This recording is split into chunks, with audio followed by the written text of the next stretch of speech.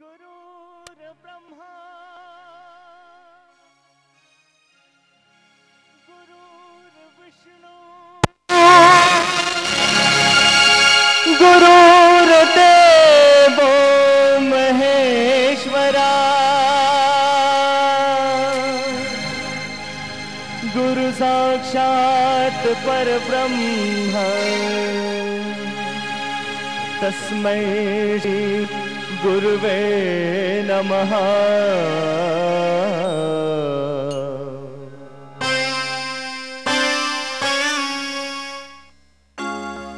जहाँ डाल डाल पर सोने की चिड़िया करती है बसेरा, वो भारत देश है मेरा, वो भारत देश है मेरा। जहाँ डाल डाल पर सोने की चिड़िया करती है बसेरा, वो भारत देश है मेरा, वो भारत देश है मेरा। आप सभी का हार्दिक स्वागत है। आप सब जानते हैं देश के लोगों की मांग है कि भ्रष्टाचार के खिलाफ एक ऐसा मजबूत जन लोकपाल कानून लाया जाए जिसके तहत जांच जल्दी पूरी हो, भ्रष्टाचारी जेल जाएं, उनकी संपत्ति जब्त हो और नौकरी से उन्हें निकाला जाए। भ्रष्टाचार के खिलाफ जंग में अगर हम इस बार चूक गए तो दूसरा मौका पता नहीं कब आएगा। इसी को साथ लेते हुए इस जंग में हम सब शामिल हो रहे हैं और इंतजार कर रहे हैं माननीय केजरीवाल साहब का। लेकिन जिन लोगों ने इस देश के लिए बलिदान दिया उनको याद करना भी हमारा फर्ज बनता है। मराठी में 4 लाइन है, बहुत सुंदर है। निर्मिला हा मंत्र ज्यांनी आचरिला झुंझुनी, ते हुतात्मे देव झाले स्वर्गलोकी जाऊनी। गात यांच्या आरतीचे गीत वंदे मातरम, वेदमंत्राहून आम्हा वंदे वंदे मातरम, वंदे वंदे मातरम।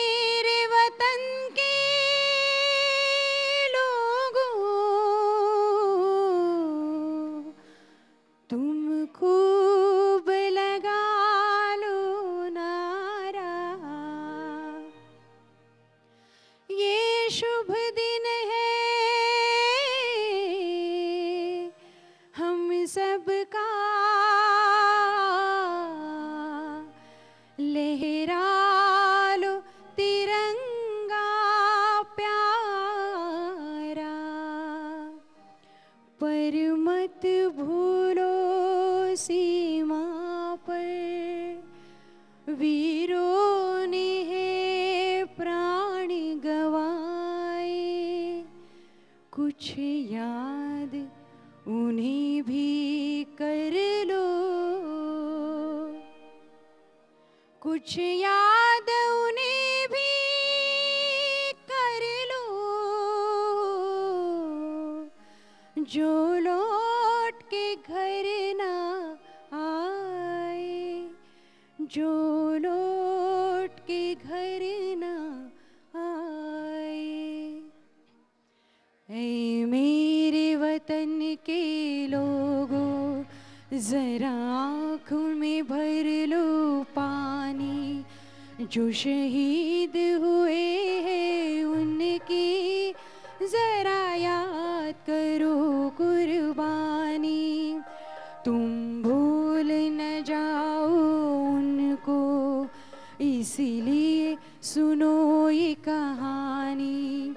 जो शहीद हुए हैं उनकी जरा याद करो कुर्बानी। धन्यवाद सुरभि जी। कुछ देर के बाद सुरभि जी दोबारा आपके सामने आएंगे। मित्रों, इंडिया अगेंस्ट करप्शन नागपुर की तरफ से हम आप सभी का हार्दिक स्वागत करते हैं। बाहर जो लोग हमें स्क्रीन पर देख रहे हैं और यहाँ हॉल में जो लोग बैठे हैं, आपने एक चीज पर गौर किया होगा कि जन लोकपाल का ये आंदोलन अन्ना हजारे जी और उनके साथियों ने जब से शुरू किया है तब से लेकर आज की तारीख तक और अनंत समय तक, जब तक ये आंदोलन को चलता रहना है, हर जगह, हर मंच पर, हर शहर में संगीत की अपनी भूमिका रही है। यूं कहिए कि म्यूजिक के साथ इस आंदोलन का रूप आपके सामने जो प्रस्तुत होता रहा है उसे आप सबने देखा है। आज भी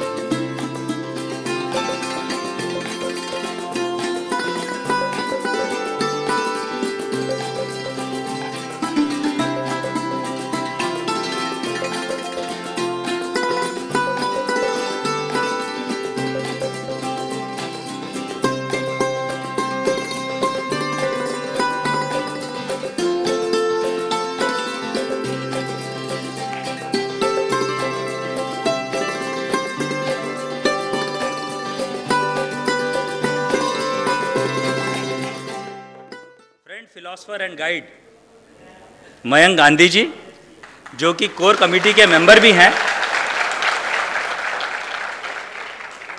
और आज हमारे बीच बम्बई और दिल्ली से भी आईआईसी के लोग आए हुए हैं हमसे मिलने के लिए। प्रफुल्ल वोरा जी और राजीव जी, दोनों का स्वागत है। और सबसे जरूरी बात, अरविंद जी के साथ कंधे से कंधा मिला के साथ चल रही हमारी सारी नागपुर की जनता, दोनों जो यहां उपस्थित हैं और अनुपस्थित है, बहुत लोग घर पे भी देख रहे हैं, आप सबका हार्दिक स्वागत है। पूरे विदर्भ की जनता साथ है, पूरे महाराष्ट्र की जनता साथ है, पूरा देश साथ है। हम सब ने सुना हुआ है कि अपना देश कभी सोने की चिड़िया होता था। क्या होता होगा ये तो नहीं मालूम, लेकिन एक बात पक्की है, उस समय कोई भूखा नहीं सोता होगा। आपको मालूम है, आज अपने देश में 23 करोड़ से ज्यादा जनता रोज भूखी सोती है। ये सिर्फ गरीब जनता नहीं है, ये भूखी गरीब जनता है। ये वो जनता है जिनके पेट में रोज दर्द होता है, ये तिलमिलाते हैं खाने के लिए और उसके कारण कमजोर हो गए हैं। 23 करोड़ 23 करोड़ का मालूम है कितनी बड़ी जनता होती है। महाराष्ट्र की जो जनसंख्या है, यदि इसको दुगनी कर दी जाए, वो भी 23 करोड़ से कम है। इतनी जनता रोज हिंदुस्तान में भूखी सोती है, आज भी सोएगी।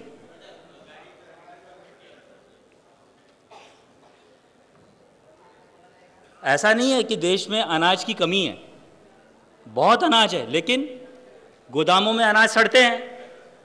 कुछ अनाज भंडार तो ऐसे हैं कि जिनमें शराबों को रखा जाता है और अनाज बाहर रख दिया जाता है सड़ने के लिए। सरकार अलग अलग स्कीम लाती है। अब फूड सिक्योरिटी एक्ट आ रहा है। यदि नरेगा अपना काम बराबर करता, इन गरीब जनता को के पास तक पैसा पहुंचता, 40,000 करोड़ से बड़ी स्कीम है ये, तो ये लोग रोज भूखे नहीं सोते। अब यूआईडी लेके आया गया कि नहीं, हम जनता को डायरेक्टली पैसा देंगे। फूड सिक्योरिटीज एक्ट आ रहा है, माने जो देश का खजाना है, इसमें बड़े बड़े छेद किए जा रहे हैं। वो खजाना जो है उसमें सिर्फ छेद दिखाई देता है, आप दूर से देखो तो।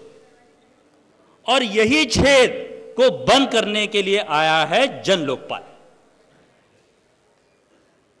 ये जो नेता हैं, हमारे अधिकारी हैं, जो इस खजाने में छेद कर रहे हैं, अलग अलग स्कीम ला रहे हैं, सरकार तक पहुंचा नहीं रहे हैं, इसी छेद को बंद करने के लिए है जन लोकपाल।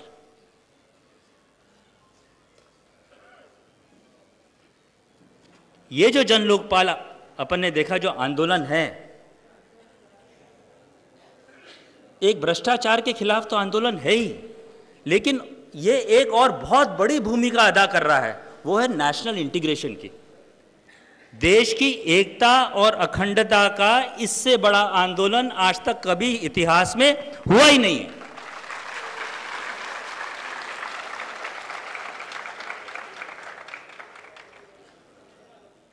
अलग अलग समुदाय के लोग, आइडियोलॉजिकली हम लोग डिफरेंट रहे हो सकते हैं, लेकिन जब इस आंदोलन में इसका हिस्सा होते हैं तो वो सब भूल जाते हैं। सब एक तिरंगे के नीचे, एक भारतीय के तरीके से वहाँ पे होते हैं। वहाँ पे कोई जाति पात नहीं होता। पॉलिटिशियंस जो हैं, अभी भी इनका ये खेल चालू है, घिनौना खेल। कभी अनकॉन्स्टिट्यूशनल बता के दलित वोट बैंक किया जा रहा है सुरक्षित। अरे 114 बार आपने संशोधन कर लिया कॉन्स्टिट्यूशन में, तब कुछ नहीं हुआ, तब किसी को याद नहीं आया।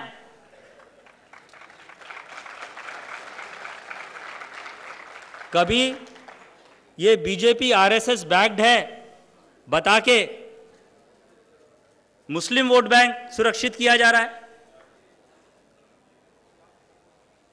जब कोई भूखा रोज सोता है, वो ये नहीं देखता कि वो हिंदू है, मुस्लिम है, सिख है, ईसाई है, वो सिर्फ हिंदुस्तानी होता है।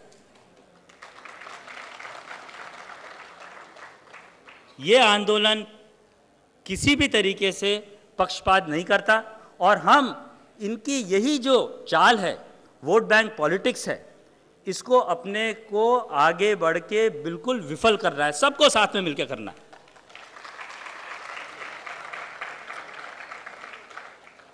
एक तरफ तो हम बात करते हैं हिंदू चीनी भाई भाई, दूसरे तरफ हम पाकिस्तान के साथ अमन की आशा की बात करते हैं और यहाँ पे अपने भाइयों के साथ अरे तुम्हारा इसकी बैकिंग है, तुम्हारी उसकी बैकिंग है। हमको हर किसी का सपोर्ट चाहिए और हम हर किसी के पास जाएंगे सब सपोर्ट के लिए। हमने यदि इसको आज़ादी की दूसरी आज़ादी बोला है तो आज़ादी की दूसरी आज़ादी किसी भी समुदाय को दूर रख के कभी हासिल नहीं की जा सकती। ये आज़ादी तभी संपूर्ण है जब हम सारे समुदाय को साथ में लेके चलें। और इस नेशनल इंटीग्रेशन में नागपुर की बहुत अहम भूमिका है। सबसे पहली बात तो ये कि नागपुर अपने देश का केंद्र बिंदु है, 0 माइल का यहां पे स्टोन है। ये डॉक्टर बाबा साहेब आंबेडकर की दीक्षा भूमि है। यहां पे लाखों संख्या में हमारे जो बुद्धिस्ट भाई लोग हैं वो दशहरा के दिन आते हैं, बड़े धूमधाम से मनाया जाता है, हम सब देखते हैं। कितने सारे टेंट्स होते हैं, लोग फ्री में खाना बांटते हैं, पानी बांटते हैं। यहां पे ये आरएसएस का हेडक्वार्टर है। यहां पे जो अब मेजर अपोजिशन पार्टी है बीजेपी, उनके प्रेसिडेंट नितिन गडकरी जी नागपुर से हैं। और ये सब होते हुए भी नागपुर के सांसद तो हैं कांग्रेस के, और 2 सांसद ऐसे हैं वो भी नागपुर के हैं। 3 सांसद है नागपुर से, नागपुर के, एक वर्धा के, एक रामटेक के, एक नागपुर के, तीनों नागपुर से हैं। नागपुर में हम सबने देखी है जो रामनवमी की शोभा यात्रा होती है, कितनी भव्य, कितनी बड़ी होती है। वो मोमिनपुरा इलाके से निकलती है, हम सब ने देखा है कितना बढ़िया उनका स्वागत होता है वहां पे।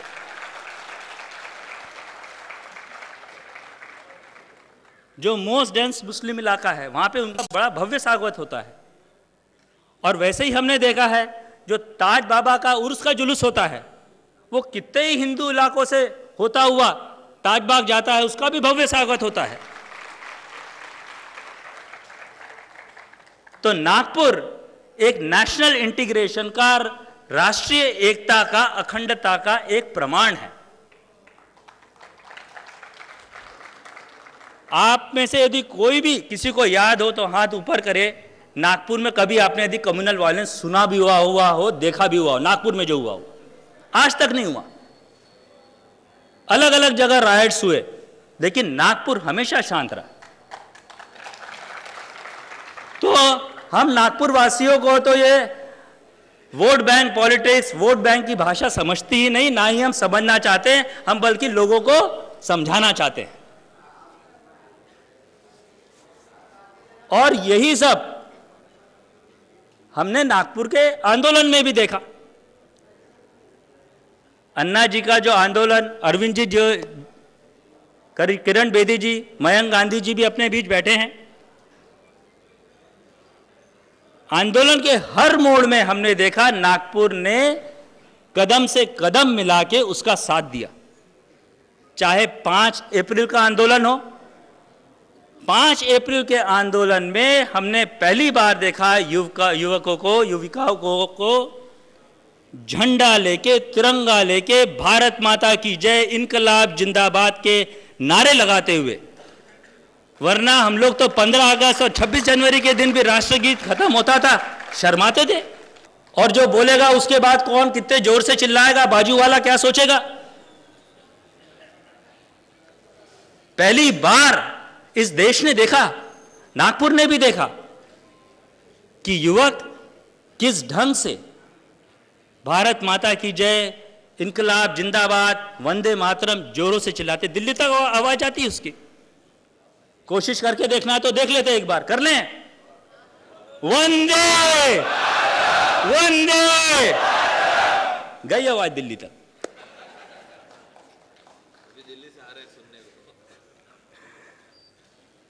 रेफरेंडम हुआ, नागपुर में रेफरेंडम हुआ। भाई अन्ना जी जब फास्ट पे बैठे तो चलो आ गए लोग, अन्ना जी वहां पे बैठे हुए उपोषण पे, लोग आ गए। रेफरेंडम का क्या? 9 दिन का रेफरेंडम नागपुर में हुआ, जनमत नागपुर में हुआ। सरकारी लोकपाल और जन लोकपाल में जो फर्क है उसके बड़े बड़े प्रावधानों पे हुआ। हिसार में हमने देखा कांग्रेस की जमानत जब्त हुई। अरे वो तो होनी थी, रेफरेंडम जो हुआ वहां पे हर प्रावधान में सरकार की जमानत जब्त हुई थी।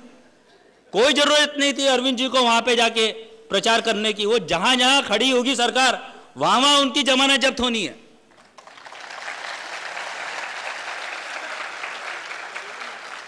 लोगों में इतना आक्रोश है, इतना भयंकर आक्रोश है उस चीज का। 6 अगस्त को, 6 नहीं 4 अगस्त को हुआ था ना बर्निंग ऑफ लोकपाल बिल। जब सरकार ने, सरकारी एक लोकपाल बिल निकला था, उसका देश भर में लोकपाल बिल जो था, गवर्नमेंट का ड्राफ्ट था, वो जलाया गया था। नागपुर में भी जलाया गया था। और नागपुर में जलाने के बाद मयंक जी, मेरे ख्याल से नागपुर में इस आंदोलन की पहली जेल और बेल हुई थी।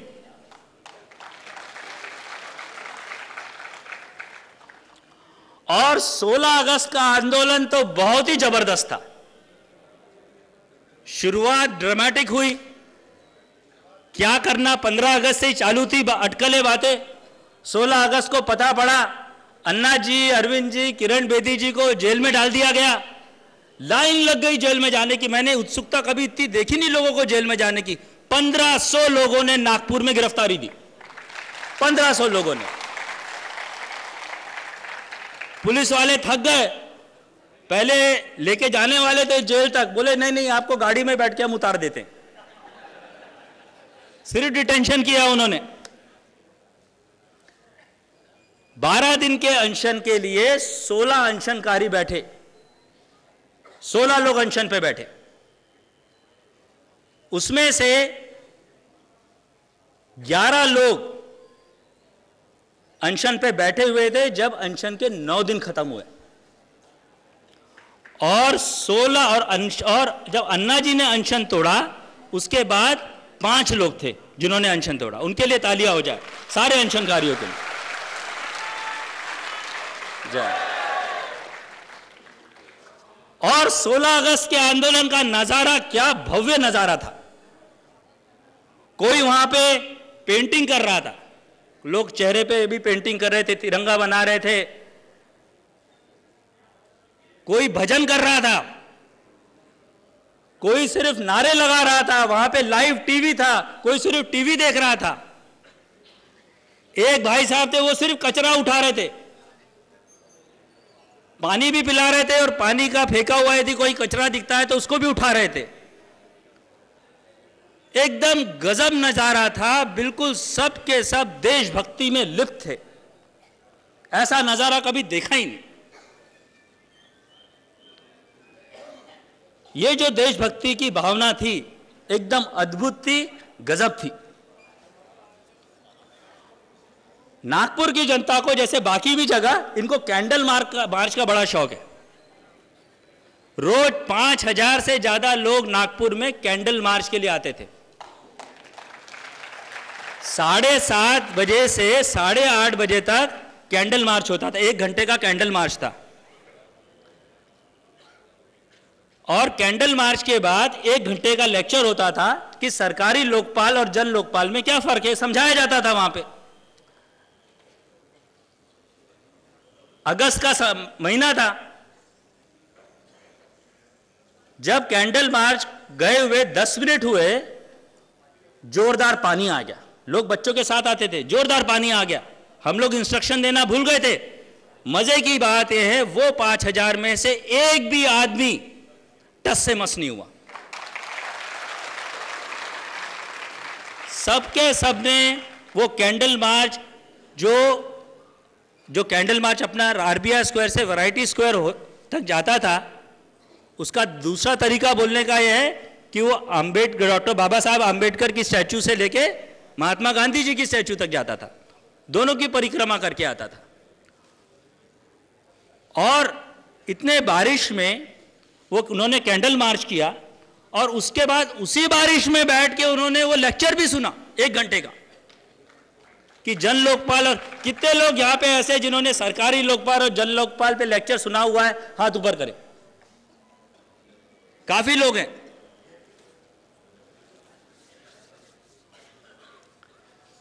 चलो एक जगह तो लोग इकट्ठे हो सकते हैं, लेकिन करीब 19 अगस्त के बाद से नागपुर का नजारा कुछ और था।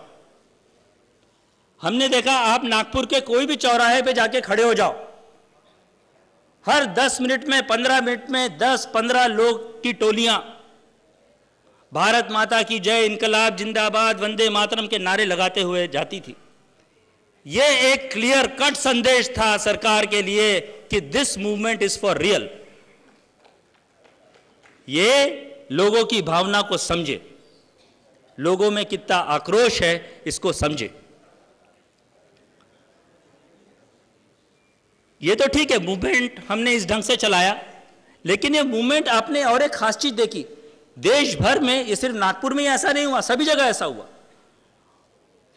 कोई भी हिंसा की घटना नहीं हुई, कहीं पे भी नहीं हुई। एक समान आंदोलन पूरे हिंदुस्तान भर में रहा। कुछ लगा ज्यादा लोग, कुछ जगह कम लोग, लेकिन कहीं हिंसा की घटना नहीं। और किसी को कोई आदेश नहीं मिल रहा था कि आप क्या करो। ये जो मूवमेंट है ये इस ढंग से चला कि हर शहर में लोगों ने जिम्मेदारी ली, जन लोकपाल बिल क्या है वो समझा, सरकारी लोकपाल और उसके बीच में क्या फर्क है उसको समझा। अन्ना जी ने कुछ अहम चीज कही थी कि ये जो आंदोलन है किसी पार्टी के विरुद्ध नहीं है, ये जो आंदोलन है किसी व्यक्ति के विरुद्ध नहीं है, और इन्हीं कुछ चीजों को साथ में रखते हुए ये आंदोलन को आगे बढ़ाया गया। और इसीलिए ये आंदोलन बिल्कुल एक समान दिखाई दिया सब जगह, और सभी जगह ये आंदोलन का पूरा खर्चा जनता ने नहीं उठाया। सरकार को समझ में नहीं आ रहा था कि क्या हो रहा है। अपन ने भी आरबीआई स्क्वायर पे रखा था वो एक डोनेशन बॉक्स, 4.25 लाख रुपए उसमें कैश में आए, 1 लाख से ज्यादा चेक में डोनेशन आया। चूंकि इंडिया अगेंस्ट करप्शन एक मूवमेंट है, ये कोई संस्था नहीं है, इसलिए नागपुर की एक लोकल बड़ी प्रसिद्ध एनजीओ है जनमंच, उन्होंने इसका भार उठाया हुआ है कि चलो इसका हम अकाउंट मेंटेन कर लेंगे। तो जनमंच इसका अकाउंट मेंटेन करती है। जितने भी डोनर्स हैं, मेरा आपसे निवेदन है, आप लोग जो भी डोनेशन देते हैं उसका हिसाब हमसे मांगे। उसके लिए अरविंद जी या कोर टीम या पीसीआर कोई जिम्मेदार नहीं है, क्योंकि यह आंदोलन है, हर कोई अपने अपने तरीके से चला रहा है। और आंदोलन चलाने में जो एक अहम भूमिका रही है वो अरविंद जी की ऐसी रही है कि अरविंद जी ने बहुत बढ़िया कुछ डॉक्यूमेंट्स बनाए कि ये जो आंदोलन जन लोकपाल का है उसका एक डॉक्यूमेंटेशन किया कि ये क्यों जरूरी है, आज का जो सिस्टम है और जन लोकपाल के बाद का सिस्टम रहेगा इसमें क्या फर्क है, सरकारी लोकपाल जो बिल है और जन लोकपाल है वो दोनों के सिस्टम में क्या फर्क है। बहुत अच्छी अच्छी वीडियोस बनाई और यही सब हम लोग ने पढ़ी समझी और इस आंदोलन को अपने अपने तरीके से आगे बढ़ाया, और इसीलिए यह आंदोलन बिल्कुल एक समान सब जगह दिखाई दिया। अब नागपुर में आगे क्या होने वाला है ये सुनिए। नागपुर में अभी जब अरविंद जी आएंगे, एक आप सब लोग को पैम्फलेट दिया जाएगा। कितने लोग के पास यहां पे वो पैम्फलेट है जो बाहर दिया होगा? किसी के पास है क्या पैम्फलेट? कुछ लोगों के पास है। वो पैम्फलेट में खास समझाया गया है कि जो वोट होता है वो सिर्फ एक अधिकार नहीं होता, वो एक जिम्मेदारी भी होती है। और जो भी वोट किया जाए बड़े सोच समझ के किया जाए, क्योंकि अगला मौका 5 साल बाद होता है। और सिर्फ खुद वोट नहीं करे बल्कि घर वालों को से भी वोट कराए और पड़ोसियों से भी वोट करवाए। और नेता में क्या देखे और क्या ना देखे ये भी लिखा हुआ है। खास करके धर्म, जाति, पार्टी, पैसे का जोर ये ना देखे, काबिलियत, अच्छी छवि, पुराने नए वादे ये देखे और जन लोकपाल का समर्थन जरूर देखें, क्योंकि अच्छे ही नेता ही देश की बेरोजगारी, भ्रष्टाचार, महंगाई ये मिटा सकते हैं। तो ऐसे पैम्फलेट अपने सारे वॉलंटियर्स मिलके घर घर में जाएंगे। आज हमको मालूम है कि जब इलेक्शन होता है तो 30%, 20% वोटिंग परसेंटेज के ऊपर इन लोग कैलकुलेशंस करते हैं और उसी हिसाब से लोगों का खिलाना पिलाना चलता है। हम अगले इलेक्शन में, अगले जनरल इलेक्शन में खास करके आप देखोगे 95% से ज्यादा वोट करेगा, हम घर घर में चले जाएंगे। इनके सारे कैलकुलेशंस बिगाड़ देंगे अपन।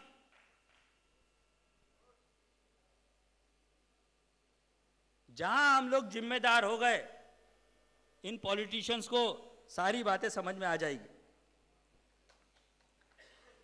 और आखिरी में जब मयंक गांधी जी अभी आते हैं, मेरी नागपुर की ऑडियंस से, जनता से कुछ अपील है।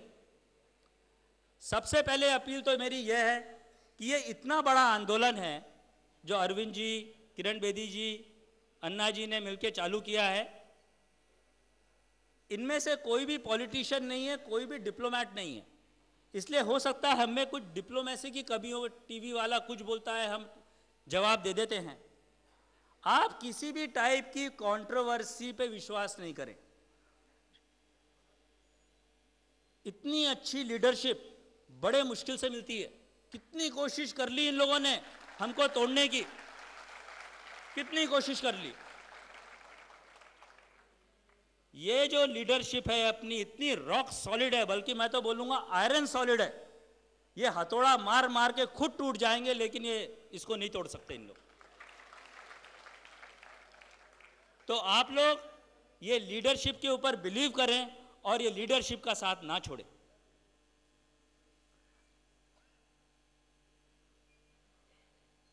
हमने अभी, अरविंद जी आए नहीं हैं, वरना हमारी एक सलाह आईएससी लीडरशिप को भी है कि इन लोग जो इतनी बयानबाजी खास करके दिग्विजय सिंह जी वगैरह करते हैं, उसका ध्यान ना दें। अन्ना जी ने एक जवाब दिया हुआ है मेंटल, वो एक जवाब काफ़ी है। अपनी बात करें और बाद में जब आपसे पत्रकार पूछे आपने हमारे सवाल का जवाब दिया नहीं, तो बोलना वो तो जवाब अन्ना जी ने दे दिया मेंटल।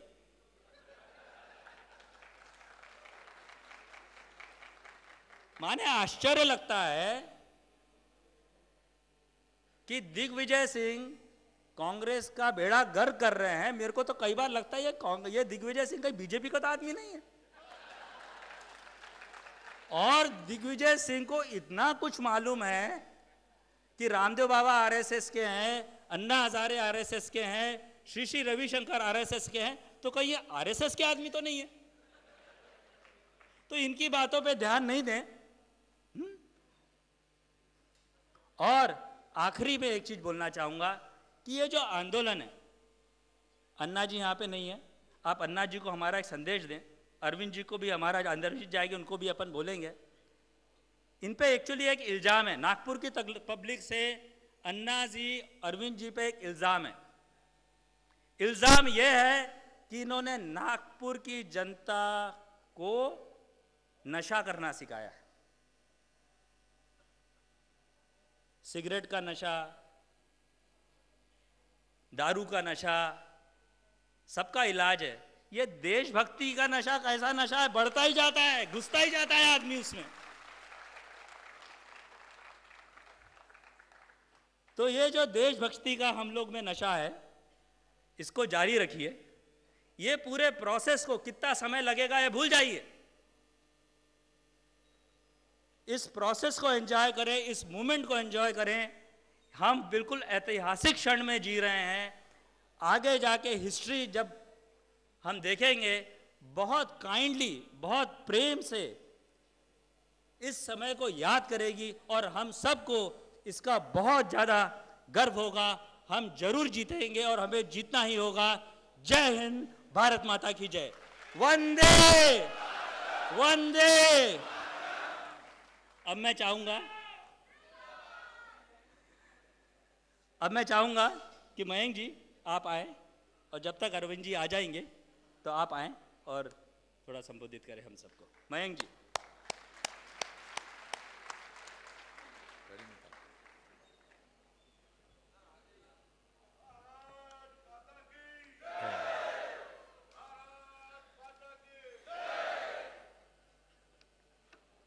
नमस्ते।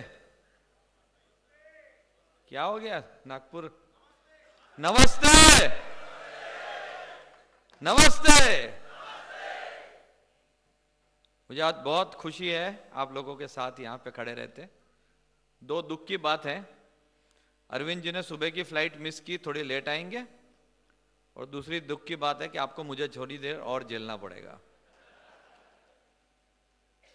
सबसे पहले तो कुछ ऐसे लोग हैं जिसने इंडिया अगेंस्ट करप्शन मूवमेंट को इतना बड़ा किया है। अगर मैं उनका नाम लूंगा तो आप लोग सब ताली बजाएंगे। सबसे पहले कपिल सिब्बल, मनीष तिवारी और सबसे बड़ा दिग्विजय सिंह। ये जितनी बार मुंह खोलते हैं हमारे 10,000 लोग बढ़ जाते हैं।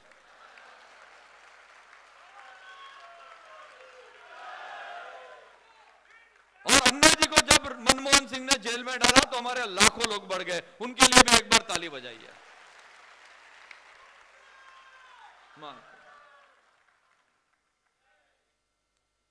तो जब इतिहास लिखेगा तो इन तीनों का हम फोटो बना के हार पहनाएंगे।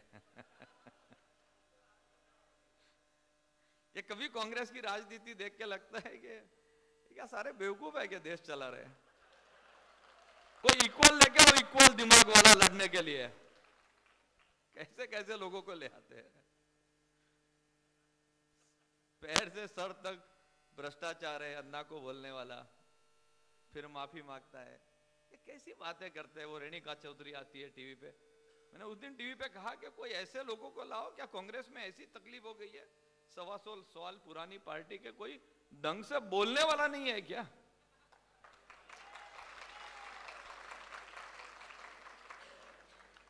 क्रांति होती है ना तो यहां से होती है, दिमाग से होती है।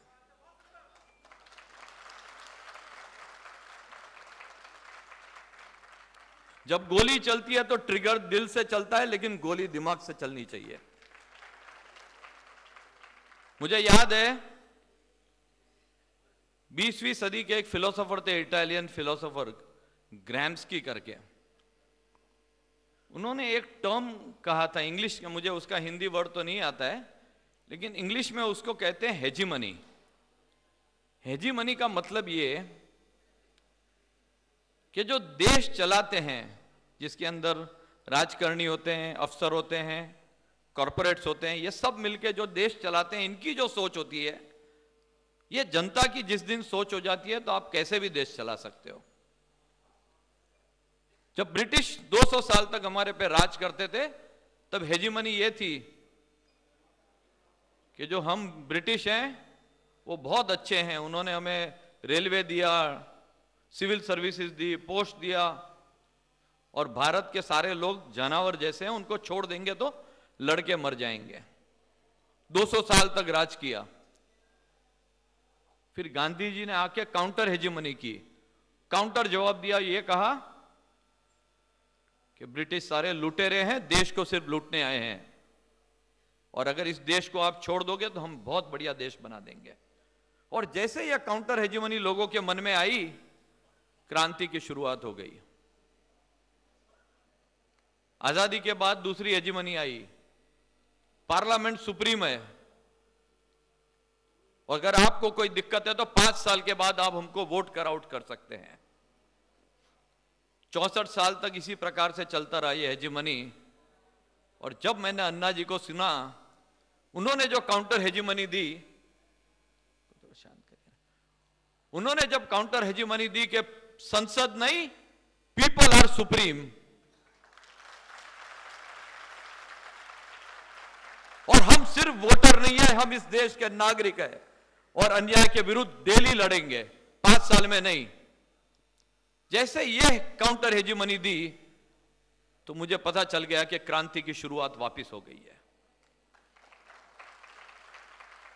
जन लोकपाल आए, ये आए, वो आए, कानून, उससे बड़ा बदलाव जो लास्ट 6 महीने में मैं देख रहा हूं वो हमारी मानसिकता में बदलाव है। छोटा छोटा बच्चा निर्भय हो गया है, निडर हो गया है। पहले मैं भी पुलिस से डरता था, हमारे लाखों वॉलंटियर्स डरते थे, अब कोई डरता है क्या पुलिस से?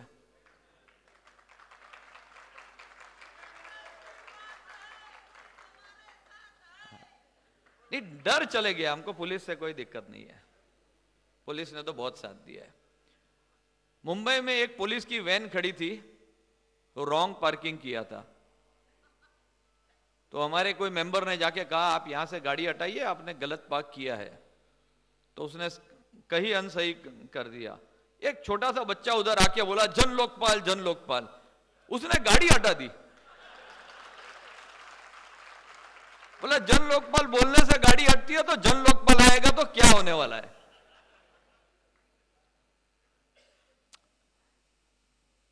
मुझे एक बहुत बड़ा खेद था जीवन में कि मैं क्यों गांधी जी के समय पैदा न हुआ। अगर होता तो मैं कंधे से कंधा मिला के लड़ता। लेकिन हमारा सबका सौभाग्य है कि हमको दूसरी बार ऐसा मौका मिला हुआ है। अगर इस मौके को हम गवा देंगे तो शायद तीसरी बार नहीं मिलेगा। ये आप लोग को मैं पूछना चाहता हूं कि इस देश में सबसे बड़ी क्राइसिस क्या है, सबसे बड़ी समस्या क्या है? भ्रष्टाचार, पॉलिटिशियन, पॉपुलेशन, पॉवर्टी, जुडिशियरी। सबसे बड़ी प्रॉब्लम इस देश में अगर है तो वह नेतृत्व की, लीडरशिप की। अगर आप बच्चे को बोलते कॉलेज में जाके कि आप ऐसे लिखिए कैसा लीडर होना चाहिए देश का, क्या लिखता वो? हाईली एजुकेटेड होना चाहिए, इंग्लिश स्पीकिंग होना चाहिए, यहां वहां सब देशों से बात कर सके, शहर में होना चाहिए जिसने पूरी वर्ल्ड घूमी है। और उसका बिल्कुल ऑपोजिट हमें मिला। 74 ईयर ओल्ड के गांव के non English speaking Anna Hazare, और पूरी देश उसके पीछे लग गई। हम युवाओं को दोष देते हैं कि आज के युवा कोई काम के नहीं है, उनके आइकॉन्स कौन है, किसका वो, कौन उनके किसके वो देखते हैं, फिल्म स्टार्स, क्रिकेटर्स। लेकिन इसमें गलती उनकी नहीं, हमारी है। लास्ट हमारी जनरेशन और आगे के जनरेशन ने उसको कौन सा आइकॉन दिया ये बताइए। एक अच्छा लीडर दिया जो उसको फॉलो कर सके। ये हमारी जनरेशन की एक बहुत बड़ी कमी हुई है। And I am here to redeem myself. बच्चों को यह कहना चाहता हूं, युवाओं को, ये आगे आपको आना है, आपको इस देश का नेतृत्व संभालना है। हमने आपको लेट डाउन किया है, हमें माफ कीजिए, but come and take over this country.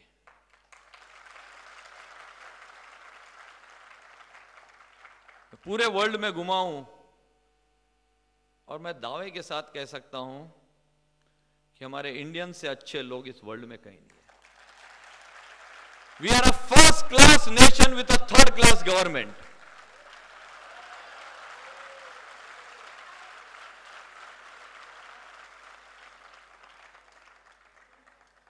Last के जो हमारे 2 प्रधानमंत्री हुए हैं, अटल बिहारी वाजपेयी और मनमोहन सिंह, इनसे अच्छे प्रधानमंत्री मेरे ख्याल से पूरे वर्ल्ड में कभी नहीं हुए होंगे।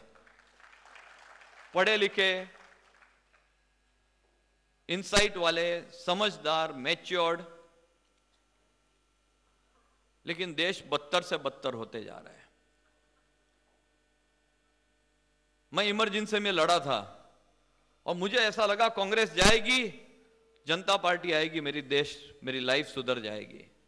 फिर लगा जनता पार्टी जाएगी, बीजेपी आएगी, मेरी लाइफ ठीक हो जाएगी। फिर लगा बीजेपी जाएगी, देवेगौड़ा आएगा, गुजराल आएगा, वापिस कांग्रेस आएगी, देश ठीक होते जाएगी। लेकिन हमने एक ही चीज देखी कि whoever wins we lose। तो it is time not to change players but to change. कितने बिल बने होंगे इस देश में? हजारों। आपको कोई भी बिल का भी नाम याद है? ऐसी क्या बात है जन लोकपाल बिल में लाखों करोड़ों लोग आ गए बिल के बारे में, उसका क्लॉज के बारे में, प्राइम मिनिस्टर होना चाहिए, ऐसा होना चाहिए, ऐसी क्या बात है? ये आप सोचिए, पूरी वर्ल्ड में इतने बिल बनते होंगे, कोई ऐसा देश, कोई ऐसा समाज नहीं है जिसमें एक बिल और उसके क्लॉज के लिए लाखों करोड़ों लोग इस तरह के रोड के ऊपर आ जाए। 1970s में हांगकांग वर्ल्ड का सबसे भ्रष्ट देशों में से एक था। ये कहते थे कि अगर वहां पे आग भी लगी और बम्बा आता था तो बिना पैसे दिए वो पानी भी चालू नहीं करते थे। लाखों लोग रोड के ऊपर उतर गए और गवर्नमेंट को इतना प्रेशर किया कि उनको एक बिल बनाना पड़ा, independent commission against corruption, ICAC। और वो बिल बनते ही 180 में से 125 पुलिस अफसर को इमीडिएटली जेल हुआ और आज Hong Kong one of the least corrupt में से एक है।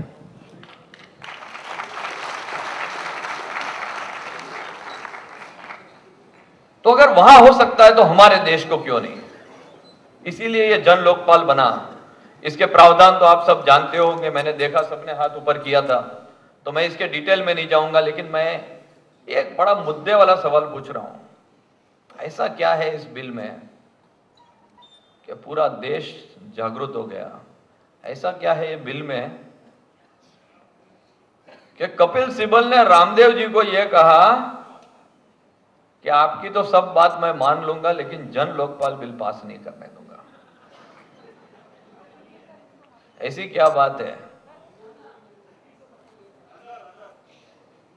बिल्कुल अंदर। यह उनका अस्तित्व का सवाल है। अगर जन लोकपाल बिल पास हो गया तो एक नया रोड बनाना पड़ेगा पार्लियामेंट हाउस से तिहाड़ जेल का।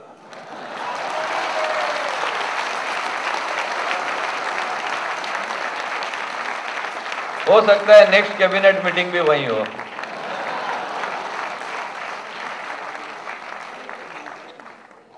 आठ MP तो अंदर है, 150 MP ऐसे हैं जिसके ऊपर बहुत बड़े केसेस हैं, रेप, मर्डर, डकैती। और जिस दिन जन लोकपाल बिल आ जाएगा तो आप इमेजिन कर सकते हो, उनको अपना वारंट साइन करने जैसा है ये।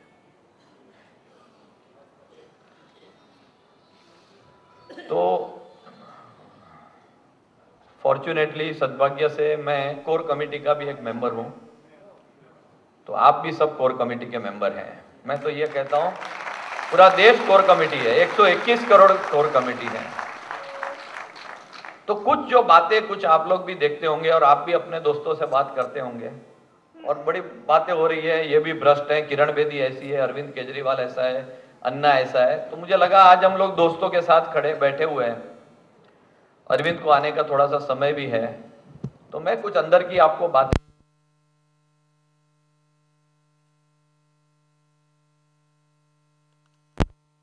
जरा सा आप लोग भी जानिए ना क्या हो रहा है यहाँ। कोई छुप छुप के हो ही नहीं रहा है, जो होता है ओपनली ट्रांसपेरेंटली होता है। सबसे पहले मुद्दे पे मैं आता हूं अग्निवेश का। आपने देखा होगा अग्निवेश जी ने छोड़ दिया। पूरी बात सुनिए, फिर अपन साथ में शेम शेम करेंगे। अग्निवेश जी शुरुआत से गवर्नमेंट को काफी बातें कह रहे थे, ये बात तो हमारे समझ में थी। 4 या 5 बार उनको हमने रंगे हाथ पकड़ लिया जो अपनी बात गवर्नमेंट को कर रहे थे, लेकिन कुछ प्रूफ नहीं था।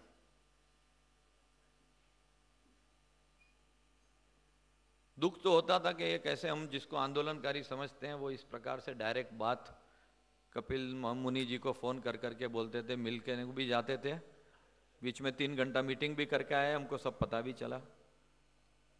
उनको हमने रंगे हाथ पकड़ा तो बोले नहीं नहीं, वो तो हम रामदेव के ऊपर जो अत्याचार हो उसके बारे में 3 घंटे बात करने गए थे। तो बहुत बातें ऐसी थी, वो हम पता था। नसीब से वो उस दिन वो फोन के ऊपर बात कर रहे थे और एक जर्नलिस्ट ने उनको टेप कर दिया। तो जो कपिल मुनि की बात थी, वो कपिल मुनि कौन है आप भी जानते हो, मैं भी जानता हूं। इसके बाद तो फिर वो जब पहले से सरकार को सपोर्ट करते थे, अपनी बातें अंदर की कह रहे थे, तो अब सरकार की तरफ से जो बातें उनको करनी है वो उन्होंने करना शुरू कर दिया है।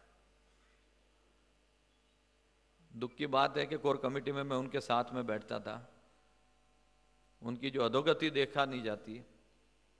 एक जमाने में मुझे उनके लिए रिस्पेक्ट भी था कि वो गरीबों के लिए सबके लिए लड़ते थे, लेकिन जब से ये सब कुछ पता चला है तो टोटल रिस्पेक्ट खत्म हो गया है। हाँ दूसरी बात जो है वो प्रशांत जी की है। Prashant Bhushan, one of the finest man that I have met in my life. लेकिन उनके विचार और मेरे विचार में बहुत फर्क है। मैं उनकी बात को अग्री नहीं करता हूं, मैं उनको जस्टिफाई नहीं करता हूं, मैं सिर्फ समझाने की कोशिश करता हूं। प्रशांत भूषण ह्यूमन राइट के ऊपर बहुत सालों से काम करते हैं। 50-60 बार वो कश्मीर में गए, वहां की दिक्कत उनसे देखी नहीं जाती। तो उनकी ऐसी सोच है कि क्या भारत एक जमीन का टुकड़ा है या लोगों का दिल है। तो उन्होंने ये कहा कि वहां के लोग अगर चाहे तो उनको एक ऑप्शन दिया जाए। एक मिनट, इस चीज को हम टोटली डिसएग्री करते हैं। कश्मीर भारत का अभिन्न अंग है और हमारी जान भी जाएगी, लेकिन हम कश्मीर के लिए सब लड़ते रहेंगे।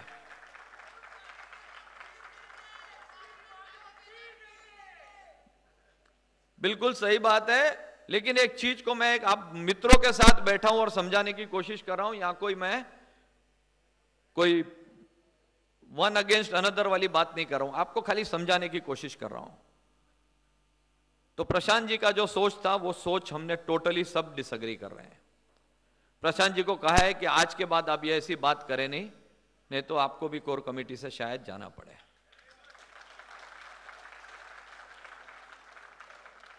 लेकिन प्रशांत जी भी बहुत मैच्योर्ड हैं, सीनियर हैं, और लोकपाल बिल बनाने में, जन लोकपाल बिल बनाने में उनका बहुत अहम हिस्सा है।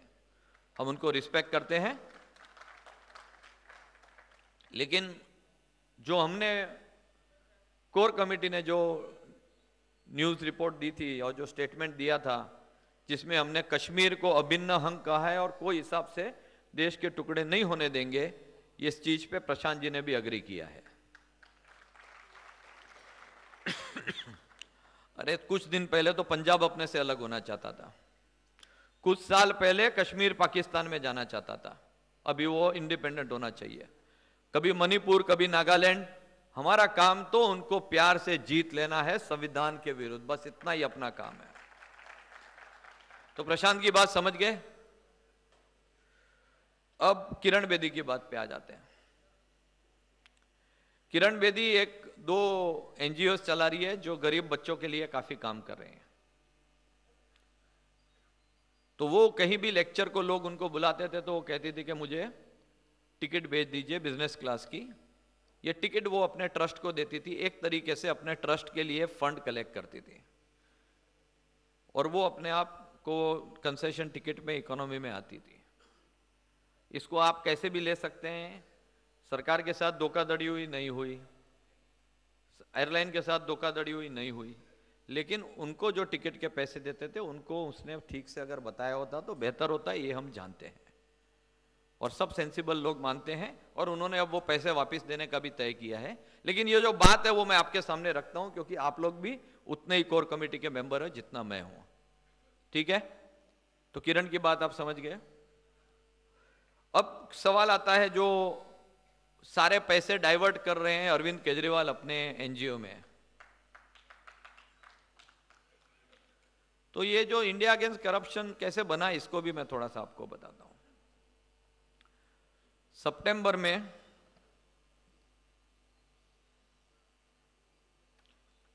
सितंबर 2010 में अरुणा रॉय की एनसीपीआरआई ने की मीटिंग थी जिसमें अरविंद केजरीवाल भी थे। तब यह कहा कि विसल ब्लोअर जो है, विसल ब्लोअर एक्ट के लिए और लोकपाल का एक सिंगल बिल बनना चाहिए, लॉ बनना चाहिए, और वो लॉ ड्राफ्ट करिए। तो अरविंद केजरीवाल को वो जवाबदेही दी। अरविंद केजरीवाल ने दोनों भूषण का मदद ली, संतोष हेगड़े जी की मदद ली, और एक बिल बनाया, जन लोकपाल बिल। उसको वेबसाइट के ऊपर रखा, लोगों से राय मांगी कि इसमें क्या बदलाव होने चाहिए। 3000 जितने बदलाव ऐसे आए हैं, जिसको ये जो लेटेस्ट वर्जन है उसमें 3000 चेंजेस करके ये पहली बार एक पार्टिसिपेटरी बिल बना हुआ है। तो लोगों का भागीदारी लेके एक बिल बना है। इस बिल को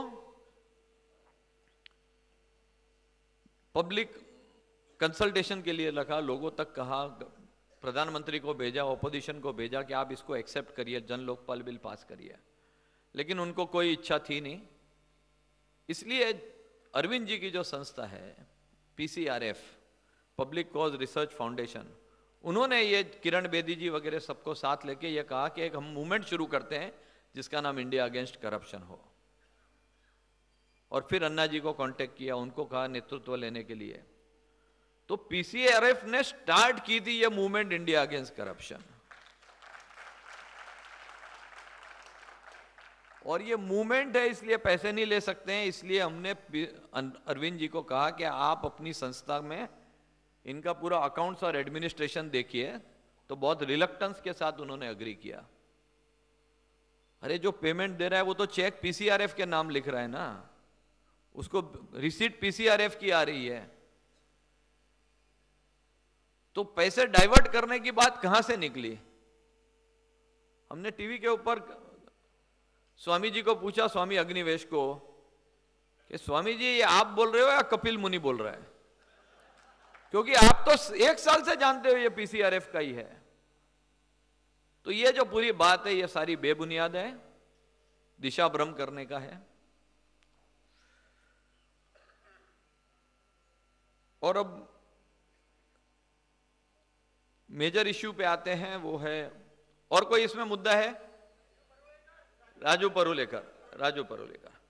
राजू परुलेकर को तो आप शायद जानते होंगे, ये राज ठाकरे का नंबर 2 है। नहीं, उनके साथ में काम करता है बहुत सालों से।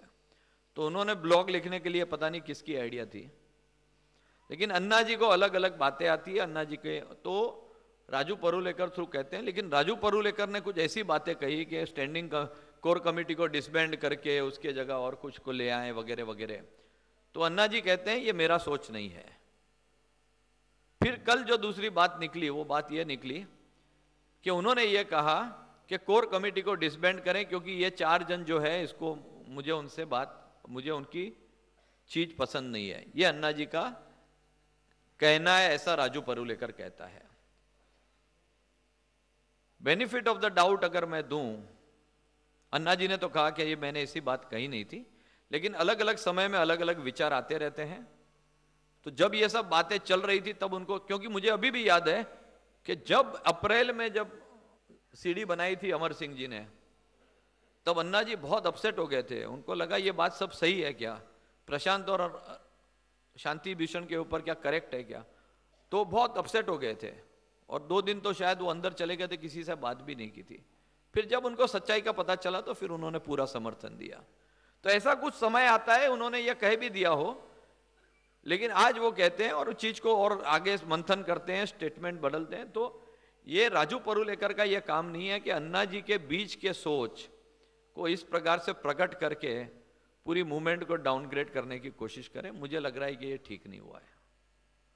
अन्ना जी ने ब्लॉग इसलिए बंद भी कर दिया है, और अगर कोई ब्लॉग लिखता भी है तो एक हमारे में से एक एक्टिविस्ट लिखता तो बेटर होता है, रादर देन ये आउटसाइडर आके वो अपना सब हीरो बनने की कोशिश भी कर सकते हैं। ऐसा भी पॉसिबल हो सकता है। देखिए, आंदोलन है, मैं गांधी जी के आंदोलन का बहुत बड़ा स्टूडेंट रहा हूं, और वहां भी आंदोलन में इतने सारे प्रॉब्लम्स होते थे, ऐसे लोग आते थे, जुड़ते थे, अलग होते थे।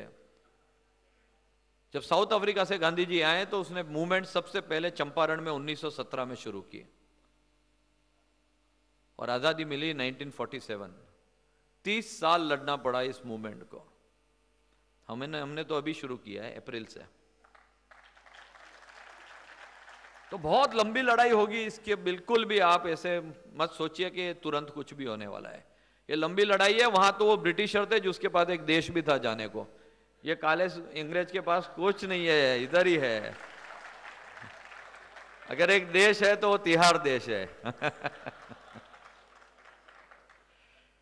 फिर एक हिसार की स्ट्रेटेजी के ऊपर आ जाते हैं। नहीं, मैं ऑनेस्टली आपको बता रहा हूं जो मैं जानता हूं। इसको आप मिसयूज कर सकते हैं, कोई गलत बोल सकता है, लेकिन मुझे जितना पता है, मैं मित्रों के साथ ही खड़ा हूं तो मैं अपनी बात करने से हिचकिचाता नहीं हूं। हमारे मीडिया मित्रों भी है, वो भी आगे बात ले जाएंगे तो उनको भी छूट है, क्योंकि यहां अच्छा ठीक है। हाँ, अरविंद के टैक्स पे बोलता हूं। अभी अरविंद जी के आने का अभी भी थोड़ा समय है, आपको और थोड़ा मुझे झेलना पड़ेगा। नहीं, प्रश्न जवाब बाद में। हाँ, वो भी बोलता हूं, गुड पॉइंट। ये दो भी मैंने लिखा है, रेजिग्नेशन थोड़ा बाद में लिखा था, मैं भी कहता हूं। एक मिनट हिसार नहीं, पहले रेजिग्नेशन की बात करता हूं, वो छोटी वाली बात है, हिसार की लंबी बात है। देखिए, आंदोलन होता है, इसमें लोग जुड़ेंगे, लोग निकलेंगे। जब कोर कमेटी बनाई तो हमने ये कोशिश किया कि देश भर में जितने आंदोलन चलते हैं उसमें जो जो लोग हैं उनको हम जोड़ते रहे हैं। तो राजेंद्र सिंह जी, राजगोपाल जी, ये सारे आंदोलनकारी लोग हैं। लेकिन कोर कमेटी में हम एक चीज देखने लगे थे कि दो प्रकार के, देखिए कोर कमेटी, ये पूरा मॉडल क्या है? मॉडल ये है कि ये देश है, उसका संविधान है, ये मशीन है, इसका कुछ पुर्जे वीक है। एक पुर्जा वीक है कि हमारे पास अच्छा एंटी करप्शन लॉ नहीं है, तो उसके ऊपर सोच लगाया, वो गैप देखा, गैप को एनालाइज किया और स्क्रू ड्राइवर लेके हमने उसको टाइट किया। दूसरा है कि इलेक्शन का जो प्रोसेस है ये ठीक नहीं है, उसको इंप्रूव करने की जरूरत है, तो वो वाला नट ड्राइवर से टाइट करेंगे। तीसरा जो है वो ये है कि डिसेंट्रलाइजेशन ऑफ पावर नहीं है, तो उसके ऊपर हम वर्क करेंगे। चौथा जुडिशियल रिफॉर्म, पांचवा एजुकेशनल, इस प्रकार के लैंड रिफॉर्म्स, इस सब के ऊपर एक एक करके हमारा काम करना है। उसका एडवांटेज क्या है कि अलग अलग आइडियोलॉजी के लोग एक ही पॉइंट के ऊपर आ सकते हैं। डिसएडवांटेज क्या है कि कोई आइडियोलॉजी नहीं है, सिर्फ देश का अच्छा करने के लिए लोग काम कर रहे हैं, तो ये एक पूरी अलग तरीके का प्रोसेस है। तो इसके एडवांटेज और डिसएडवांटेज हम देख लें।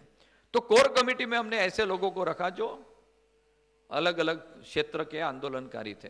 राजेंद्र सिंह जी थे, वो जल के ऊपर काम कर रहे थे। राजगोपाल जी वो जमीन के ऊपर काम कर रहे थे, और भी ऐसे लोग हैं। तो दो प्रकार की सोच थी कोर कमेटी में। एक थी कि अन्ना एक लीडर क्यों हो, कलेक्टिव लीडरशिप होनी चाहिए। और एक ही मुद्दा जन लोकपाल क्यों हो, इसमें जल, जंगल, जमीन, बहुत सारे जो करप्शन है वो सारे मामले इसमें आने चाहिए।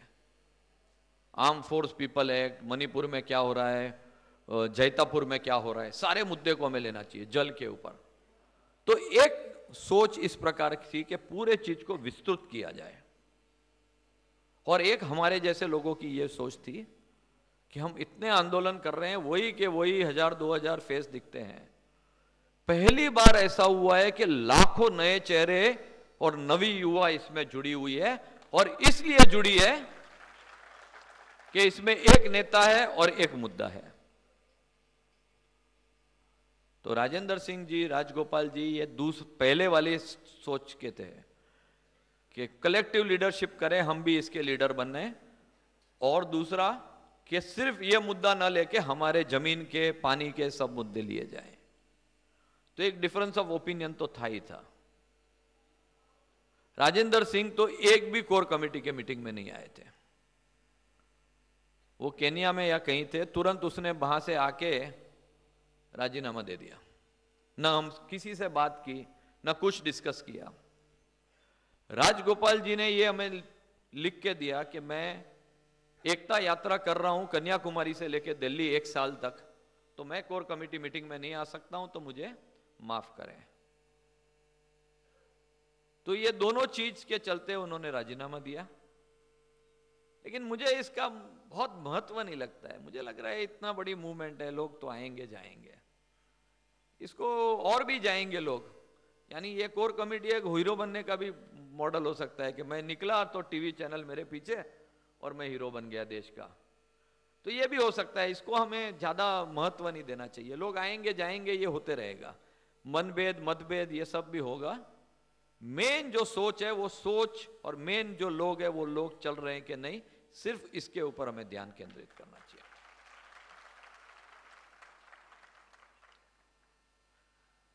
अब मुद्दे पे आते हैं हिसार की, ठीक है ना? ये सब बात चल रही है, बरोबर है जी? कुमार विश्वास जी का करना पड़ेगा। ऐसा था कि हमने कुछ लोगों ने ऐसा सोचा था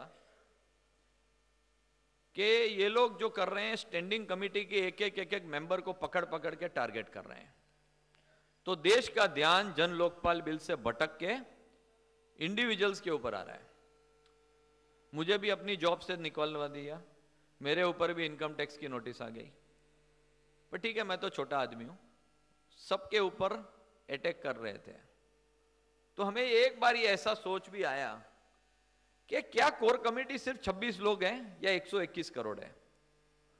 तो हम ये अगर कहें कि कोर कमेटी को हम बर्खास्त करके हम सब अन्ना के साथ करें और पूरा देश ही कोर कमेटी बन जाए, तो इनका जो अटेंशन है ये 26 लोगों के ऊपर से हटके वापस जन लोकपाल पे चले जाएगा।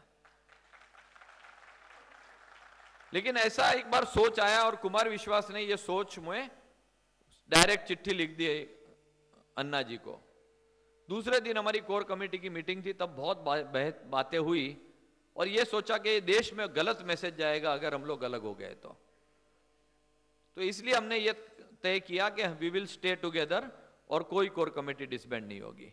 इसको संविधान देंगे और पावरफुल करेंगे और नए लोगों को जोड़ेंगे। तो वो आपने अन्ना जी का बयान सुन लिया इसके बारे में। अब मुद्दे के ऊपर आते हैं हिसार का, क्योंकि ये अभी अपना आगे का मुद्दा है। अब जो जन लोकपाल बिल है ये स्टैंडिंग कमेटी में चले गए। आप थोड़ा सा याद करिए क्या हुआ था। अप्रैल में हमने प्रेशर लगाया था तो इन्होंने ड्राफ्टिंग कमेटी बनाई थी, ठीक है? तो ड्राफ्टिंग कमेटी बनी और हमने प्रेशर छोड़ दिया कि ठीक है चलो ड्राफ्टिंग कमेटी बनी, चलने दो ये सब के ऊपर। तो उन्होंने देश के साथ बहुत बड़ा धोखा किया और ऐसा गंदा सरकारी लोकपाल ले आए जिसको कचरे के डब्बे में और जलाने के योग्य है। ये आप मानते हो? तो जो प्रेशर को छोड़ दिया ये हमारी एक स्ट्रेटेजिक मिस्टेक हो गई। ये लोग के ऊपर जब तक तलवार गले पे नहीं रखी ये लोग कुछ काम नहीं करने वाले। वापिस अन्ना जी को 12 दिन अनशन करना पड़ा। आपको याद है 9 दिन तक तो कोई मिलने भी नहीं आया था अन्ना जी को। और जब पूरी देश की जनता इकट्ठी हुई और इतना ज्यादा प्रेशर आया तब उनको अग्री करना पड़ा। और ये भी थोड़ा डिटेल सुनिए। प्रणब मुखर्जी के साथ मीटिंग होते हैं, उन्होंने कहा मैं सब चीज पे अग्री करता हूं, सिर्फ 3 चीज के ऊपर अग्री नहीं कर रहा हूं। वो है लोक आयुक्त के नियमों को साथ में बनाना, लोअर ब्यूरोक्रेसी को लेना और तीसरा सिटीजन चार्टर। तो उन्होंने सब चीज अग्री की 3 के सिवा। तो अन्ना जी ने कहा मैं तब फास्ट तोड़ूंगा जब आप ये 3 चीज को अग्री करें। और वो चीज को उन्होंने बाद में पार्लियामेंट में अग्री करना पड़ा। फिर उनकी बयानबाजी शुरू हो गई। बट इफ बीजेपी तो वही स्टैंड ले रहा था, पहले पार्लियामेंट में आने दो, पोस्चरिंग कर रहे थे ये लोग, कोई डायरेक्ट फुल सपोर्ट देते नहीं थे। मुझे लग रहा है लीडरशिप की कमी है और क्या। बीजेपी में अक्ल होता और पहले दिन से वो सपोर्ट करते तो आज उनकी बहुत बड़ी संख्या में लोग सपोर्ट करते।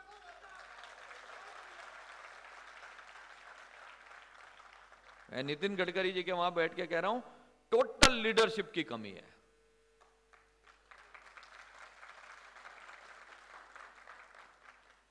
फिर हमने सोचा कि अगर इनको छोड़ दिया, हमने प्रेशर रिलीव कर दिया तो ये स्टैंडिंग कमेटी ऐसा गंदा बिल बनाएगी फिर पार्लियामेंट भी कुछ नहीं कर सकती और हम लोग भी कुछ नहीं कर सकते। तो स्टैंडिंग कमेटी के ऊपर प्रेशर होना बहुत जरूरी है। और स्टैंडिंग कमेटी में पास कौन कर सकता है? अडवाणी नहीं कर सकते, मायावती नहीं कर सकती, सोनिया कर सकती है क्योंकि उनके पास मेजॉरिटी है। तो प्रेशर किस पे लगाना चाहिए? कांग्रेस के ऊपर। सही है ना? और ये लोग दो ही भाषा समझते हैं, नोट की भाषा और वोट की भाषा। नोट अपने पास है नहीं, अब बच्चा क्या अपने पास? वोट। अब इन पे प्रेशर अगर हम नहीं लगाएं तो बहुत गड़बड़ हो जाएगी। और इसलिए हमको एक मॉडल मिल गया हिसार। हिसार में पहले ही कांग्रेस का थर्ड आया ही था, 2,05,000 वोट मिले थे लास्ट टाइम। ये टाइम हमने कहा कि इनको हराना है, ये कॉल दिया था, लेकिन अंदर अंदर ये तय किया था कि इनकी डिपॉजिट जब्त करनी है।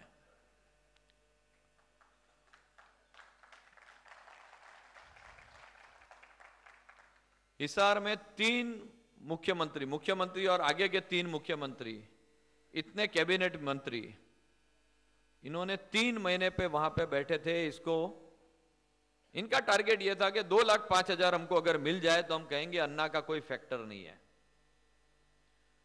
करोड़ों रुपए का खर्चा हुआ, मैं जानता हूं, करोड़ों रुपए का बहुत खर्चा किया, क्या क्या इन्होंने नहीं ट्राई किया, और उनकी डिपॉजिट जब्त हो गई।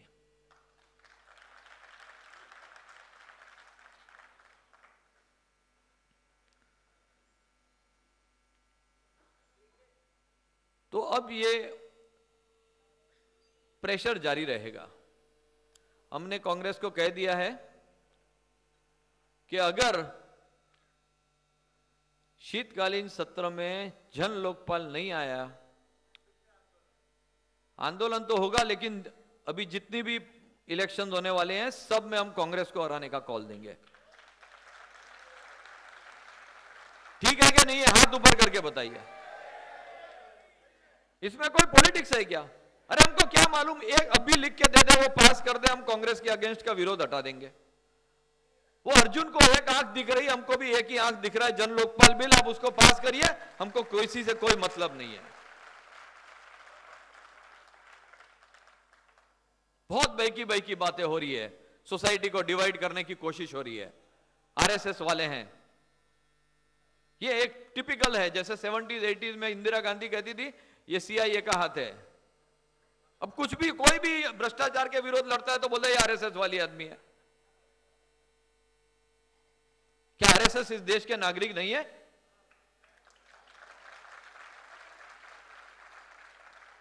अरे रामलीला में तो आरएसएस वाले भी आए, कांग्रेस भी आए, सीपीआई के भी आए।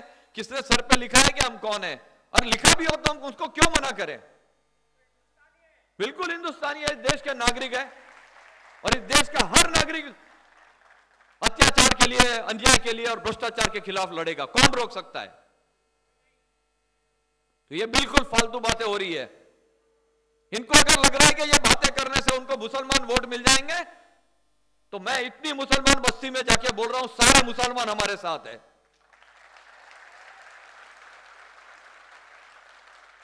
इतने दलित बस्ती में जाके बोल रहे हैं कि ये लोग अंदर हजारे बाबा अंबेडकर के विरुद्ध है क्योंकि ये संविधान को तोड़। हम ये कह रहे हैं कि इस देश के संविधान से अच्छा कोई संविधान इस धरती पर नहीं है। हम इस संविधान को कोई बदल करने की कोशिश नहीं कर रहे हैं।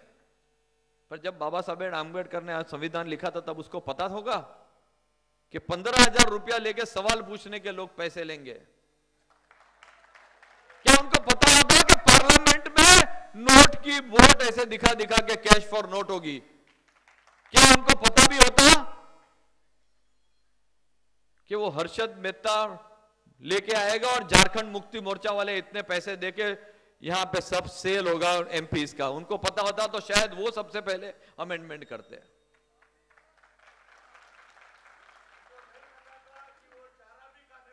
बिल्कुल बिल्कुल।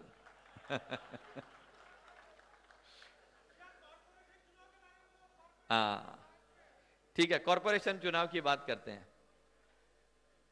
पहले थोड़ा सा मैं एक बात मुद्दे के ऊपर आता हूं, फिर कॉरपोरेशन पे बात करता हूं। अप्रैल में जब अपनी मूवमेंट हुई थी और फिर बीच में लल आया था, गांधी जी का जब मूवमेंट होता था ना, तो एक मूवमेंट और दूसरे मूवमेंट के बीच में 2 से 2.5 साल का टाइम होता था। वो जो पानी की भर्ती आती है और ओट आती है, वैसे मूवमेंट में होते रहेगा। इसको आपको थोड़ा सा भी ऐसा नहीं फील करना कि अरे बाप रे मूवमेंट ठंडा हो रहा है। ये एक नेचुरल प्रोसेस है कोई भी मूवमेंट वर्ल्ड में। लेकिन अप्रैल के बाद जब इन्होंने शुरू किया था अटैक करना, अन्ना जी तो जमीन पैर से सर के ऊपर करप्ट हैं, शांति भूषण की सीडी, वो प्रशांत की सीडी, संतोष हेगड़े चोर है, ये सब जब हुआ तब जब भी अभी कैसा माहौल है वैसा ही माहौल था तब भी। हमें भी लगता था अरे बाप रे गया मूवमेंट। फिर उन्होंने संतोष हेगड़े के अगेंस्ट कुछ कहा और संतोष हेगड़े ने रेजिग्नेशन किया और पूरा मूवमेंट ने वापस पलटी मारी। और मैं सेंस करता था, मैं अरविंद को कहता था अरविंद ये टाइम 10 गुनी बड़ी मूवमेंट होगी। और मैं अभी दावे से कहता हूं, हाँ चलिए।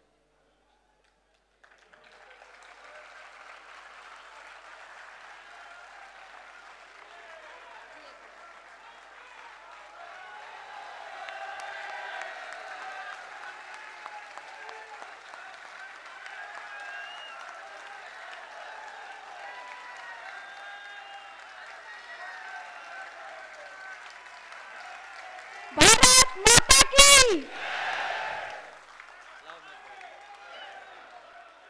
भारत माता की। आपसे अनुरोध है कृपया आप अपनी सीट पे बैठ जाएं, अपने मोबाइल फोन्स बंद रखें।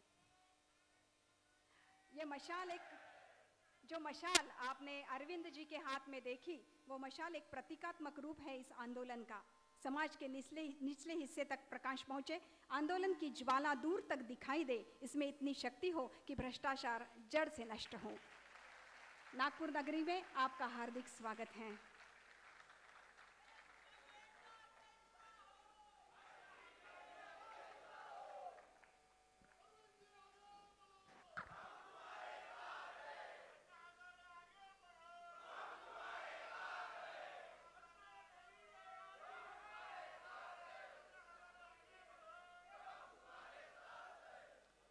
अब अरविंद जी आ गए, आपको मुझे ज्यादा जलना नहीं पड़ेगा।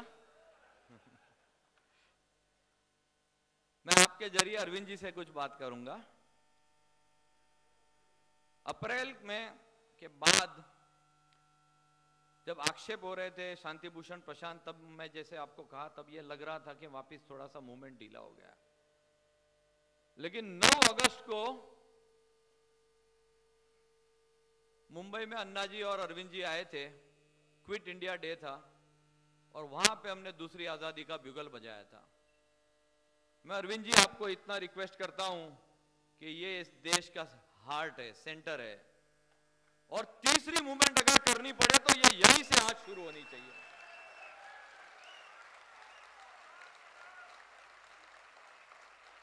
इतिहास में लिखा जाएगा कि अगर नागपुर से ये मूवमेंट शुरू हुई थी।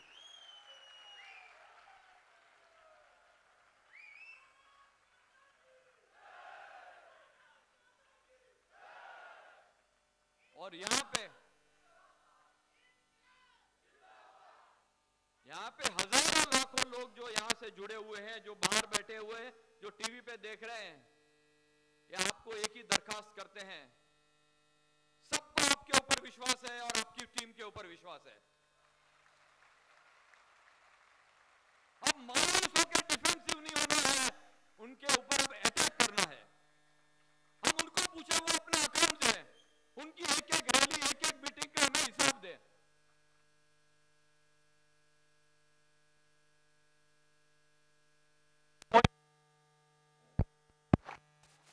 अब समय डिफेंसिव होने का नहीं, अब समय काउंटर अटैक करने का आ गया।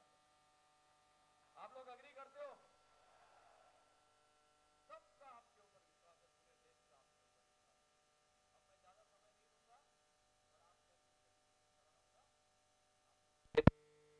दूंगा और आप जय हिंद।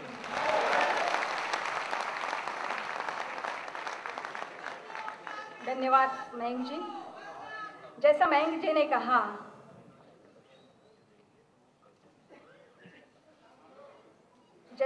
ने कहा, लड़ाई अभी दूर तक लड़नी है। जिंदगी की असली उड़ान अभी बाकी है, इरादों का इम्तिहान अभी बाकी है। अभी तो नापी है मुट्ठी भर जमीन, अभी तो सारा आसमान बाकी है। अभी हमें लड़ाई लड़नी है और अरविंद जी हमारे साथ है। जो मशाल हमने देखी वो मशाल अब जगह जगह जाएगी और इसका प्रकाश सब जगह फैलाएगी। इसके बाद हम सब की ओर से मैं माननीय अजय जी से निवेदन करूंगी कि कृपया वो अरविंद जी का स्वागत करें।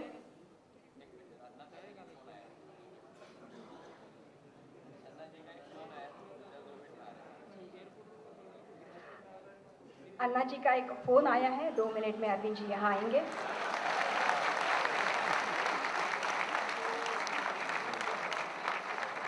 मराठीमध्ये ज्याला योग म्हणतात तसा योग आज जुळून आला आणि या कार्यक्रमाच्या निमित्तानं अण्णाजींचा फोन येणं ही अतिशय महत्त्वाची गोष्ट आहे।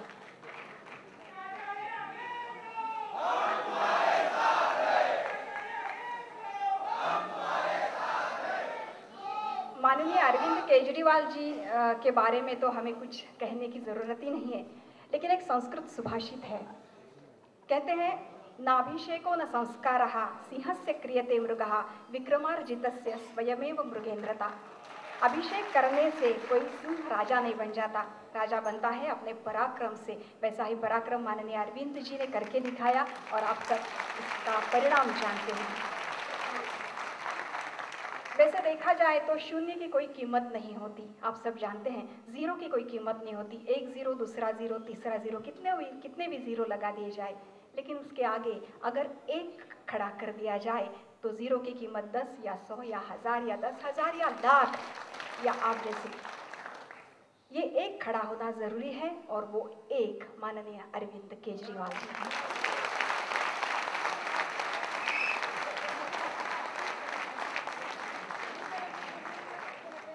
आज इस आंदोलन में आप सब उनके साथ हैं, उनको सुनने के लिए बेसब्री से इंतजार कर रहे हैं, कब से बैठे हैं।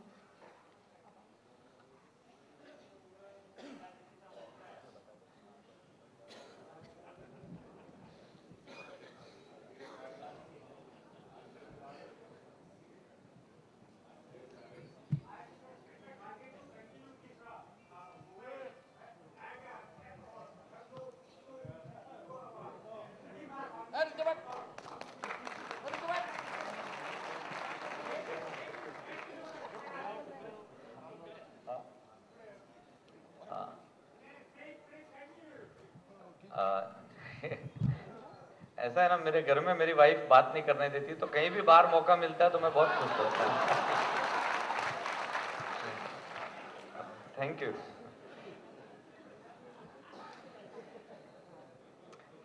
मैं सिर्फ थोड़ा सा फिलर दे रहा हूँ जब तक अन्ना जी अरविंद जी नहीं आते। कुछ अर्जेंट कॉल है अन्ना जी का, तो वो उन्होंने मुझे पूछा, मैंने कहा ले लो फोन, कुछ हम लोग सब वेट कर लेंगे। अरविंद जी बाहर भी जाके सबको एड्रेस करके आए हैं, तो बाहर के जो हमारे मित्रों जो धूप में बैठे हैं, सबसे उनसे क्षमा मांगता हूँ कि इससे ज़्यादा अरेंजमेंट हो नहीं पाई, लेकिन शायद अरविंद जी की बात सुन के आपका अच्छा लगेगा कि संडे अच्छा गया। तो अभी सारे मुद्दे तो मैंने कह दिए। म्युनिसिपल कॉरपोरेशन का मुद्दा अभी समय नहीं है, अभी अरविंद जी आ जाएंगे।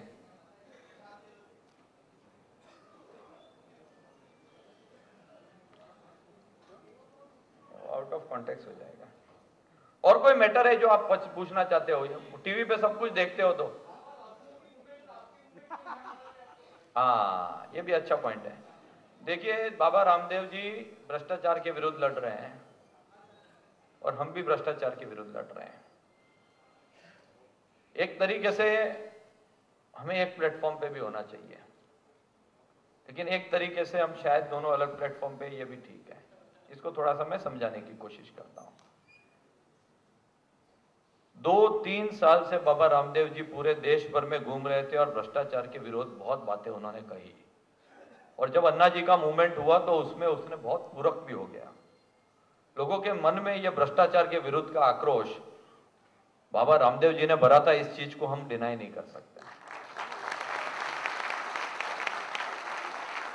थोड़ा तो कलमाडी और उसने भी भर दिया था आक्रोश राजा ने, सबने। तो भ्रष्टाचार के विरोध की हवा चली है बहुत सालों से, उसमें रामदेव जी का बहुत बड़ा हाथ है। रामदेव जी एक मुद्दे के ऊपर लड़ रहे हैं कि ब्लैक मनी देश में कैसे वापस लिया जाए, और अन्ना जी जिस मुद्दे के ऊपर और हम जिस मुद्दे पे जन लोकपाल को कैसे पास किया जाए। एक तरीके से ये दोनों पूरक है, लेकिन दोनों की काम करने की शैली, थोड़े से सोच में विचार। तो हम तो यही कहते हैं कि रामदेव जी का कुछ भी मूवमेंट होगा तो हम अपने सपोर्टर को कहेंगे कि आप इसमें जरूर शामिल होइए। और रामदेव जी को ने भी यही कहा है कि अन्ना जी के मूवमेंट में उनके सपोर्टर को ये शामिल हुआ। तो देश के लिए जो भी लड़ेगा हम उनके साथ में हैं। इसमें थोड़े से इश्यूज है, उसको देखिए, अब साथ में रहेंगे। हम ये नहीं कह रहे हैं रामदेव जी के, लेकिन रामदेव जी एक बिजनेस भी चला रहे हैं, उनकी 110 कंपनीज हैं, 34 ट्रस्ट हैं, और इस देश के लॉ और रूल ऐसे हैं, कहीं ना कहीं न चाहते हुए भी कुछ ना कुछ मिलेगा, और अगर कुछ मिला तो ये पूरी मूवमेंट को न लेके डूबे, इसलिए वो अपना करे हम अपना करें, वही ठीक है। अन्ना जी तो मंदिर के पीछे रूम में रहते हैं, उनका कौन क्या बिगाड़ लेगा यार। उनकी जेब में हाथ डालेगा तो 100 की नोट रख के वापस जेब देगा। मैक्से से पुरस्कार 32 लाख रुपए का होता है, अरविंद को मिला तो उसने अपने ट्रस्ट में दे दिया।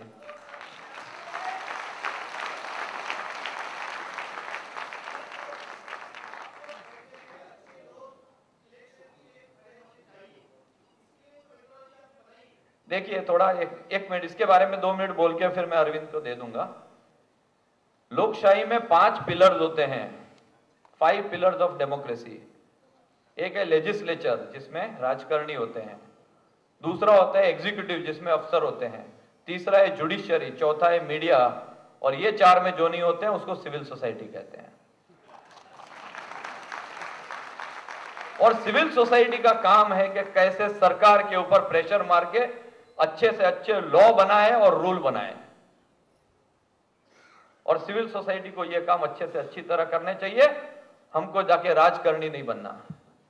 अन्ना जी क्या कहते थे, 26 जनवरी 1950 में जब संविधान बना तो कहा था वी द पीपल, हम इस देश के मालिक हैं। और अभी क्या हुआ है कि पब्लिक सर्वेंट मालिक बन गया और पब्लिक सर्वेंट बन गई है। अब इसको घुमाना है, हम अब वापिस सोवरेन मास्टर्स मालिक बन जाएंगे इस देश के। और हम सब चुनाव में, हम सब पार्लियामेंट में नहीं जा सकते, असेंबली में नहीं जा सकते, तो हम कुछ सेवक को, कोई नौकर को, कोई ट्रस्टी को हम भेजते हैं कि आप जाके हमारी बात करें पार्लियामेंट में, आप जाके अच्छे अच्छे कानून बनाए। तो मैं तो मालिक छोड़ के सेवक नहीं बनना चाहता। सिविल सोसाइटी जिस दिन चुनाव में भाग लेगी या चुनाव में सपोर्ट करेगी, उसकी कैपेसिटी खत्म हो जाएगी। हम एक स्ट्रांग सिविल सोसाइटी है और स्ट्रांग रहेंगे और हमारा रोल अच्छे से निभाएंगे। Thank you so much.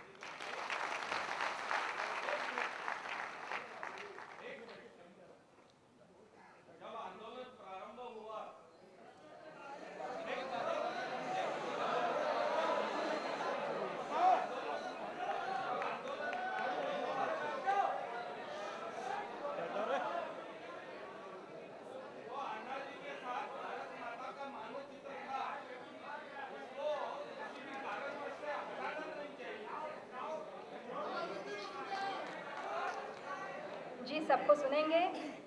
पहले हम अरविंद जी को सुनेंगे। पहले आज जिसके लिए हम इकट्ठा हुए हैं, आप सुनिए, हम अरविंद जी को पहले सुनेंगे और बाद में आप सबका सुनेंगे। मैं अजय जी से निवेदन करूंगी, अनुरोध करूंगी कि कृपया वो अरविंद जी का स्वागत हम सब की ओर से करें। एक वटवृक्ष देकर हम उनका स्वागत कर रहे हैं।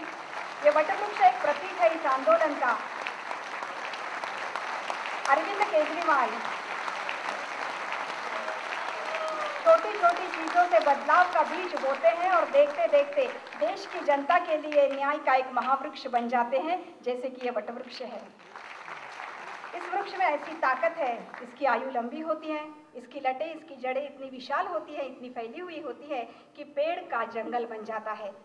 कहते हैं कि हम सब इस जड़ों तक पहुँचे, इस भ्रष्टाचार को यहाँ से मिटाएं। इसलिए ये वटवृक्ष इनको हमने आज प्रदान किया है। उनके स्वागत के तौर पर एक गुलाब का पुष्प भी हम उसके साथ देंगे और मयंक जी का भी स्वागत करेंगे गुलाब पुष्प देकर।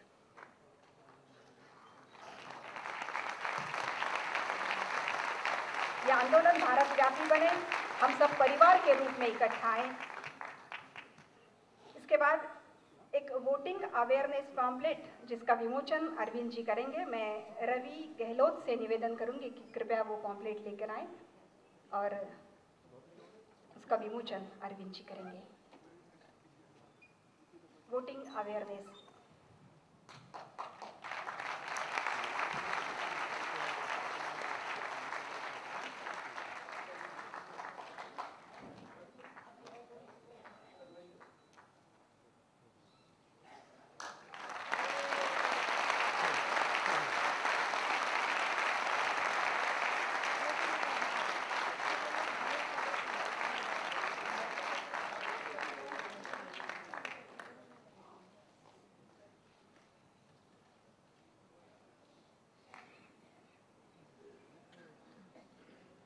आज के इस प्रोग्राम की याद में हम एक मोमेंटो अरविंद जी को प्रदान करने जा रहे हैं, जो एक कविता है।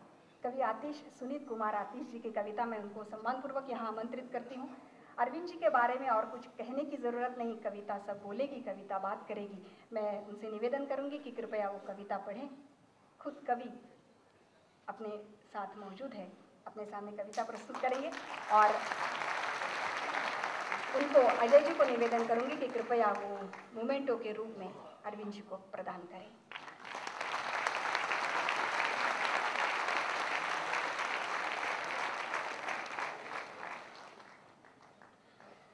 वंदे मातरम।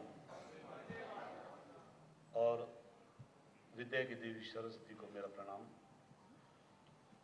अरविंद जी के बारे में मैं वो हैसियत नहीं रखता कि कुछ बोल पाऊं। अजय जी ने जैसा निर्देश दिया मैंने शब्दों में ढाल के उसे कागज पर उतारा अरविंद जी के लिए आप लोगों के समक्ष। अरविंद जी समाज के एक सच्चे सारथी है। अरविंद जी समाज के एक सच्चे सारथी है। कर्मठ, अमन पसंद है, वो अच्छे आदमी हैं। व्यक्तित्व बेमिसाल है, लहजे में सादगी है, राही है सत्य पथ के, कहते खरी खरी है। जो बात कह रहा हूं हर बात वो सही है। अरविंद जी समाज के एक सच्चे सारथी है।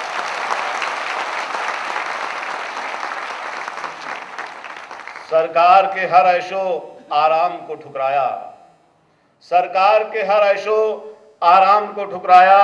अभियान परिवर्तन का देश भर चलाया। अधिकार सूचना का जनता को है दिलाया। मुश्किल था काम किंतु आसान कर दिखाया। आम आदमी की जिससे यहाँ कद्र बढ़ी है। अरविंद जी समाज के एक सच्चे सारथी है। छाए थे भ्रष्ट आचरण के देश भर पे साए। भारत को भ्रष्ट आचरण से कौन अब बचाए। उन भ्रष्ट लोगों के खिलाफ आप आगे आए। उन पर नकेल कसने जन लोकपाल लाए। भारत में भ्रष्टाचार की कुछ नींव तो हिली है।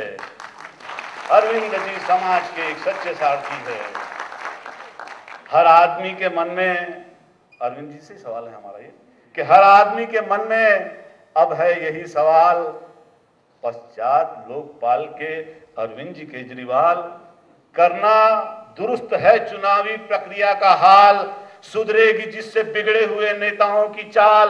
हर आंख हर उम्मीद फकत आपसे लगी है। अरविंद जी समाज के एक सच्चे सारथी है। अंतिम, जर्रों के हिलाने से पर्वत नहीं है हिलता। जर्रों के हिलाने से पर्वत नहीं है हिलता। तिनकों के रोकने से तूफान नहीं रुकता। जब देशभक्त कोई सड़कों पे है उतरता, तब जाके कहीं आतिश इतिहास है बदलता। फिर ऐसी छवि सामने भारत के खड़ी है। अरविंद जी समाज के एक सच्चे सारथी है, सच्चे सारथी है। वंदे मातरम।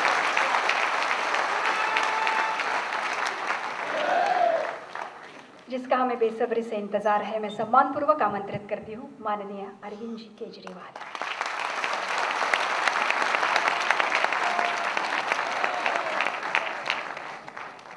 भारत माता की, भारत माता की, वंदे वंदे, इनकलाब इनकलाब, अन्ना तुम आगे बढ़ो, अन्ना तुम आगे बढ़ो। साथियों, सबसे पहले मैं माफी चाहता हूं, हम लेट हो गए। सुबह सुबह की फ्लाइट किसी कारणवश मिस हो गई, उसकी अगली फ्लाइट पकड़ के आना पड़ा। लेकिन आपका बहुत बहुत शुक्रिया कि आप लोग इतनी देर से बैठे हुए, और सबसे ज्यादा शुक्रिया उन लोगों का जो बाहर धूप के अंदर बैठे हुए हैं।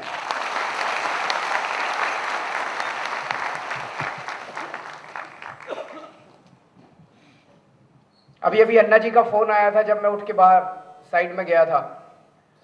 वहां पे टीवी में स्टोरी चल रही है कि हम लोगों के फोन टैप किए जा रहे हैं। पिछले 7-8 महीने से हमें ये लग तो रहा था कि हमारे फोन टैप हो रहे हैं, लेकिन पिछले एक हफ्ते से एक के बाद एक सबूत भी मिलते जा रहे हैं कि हमारे फोन टैप हो रहे हैं। अभी अन्ना जी ने जिस दिन मौन खोला था, उसके एक दिन पहले अन्ना जी ने अपने, उनके जो सहयोगी हैं सुरेश पठारे, सुरेश को उन्होंने कहा कि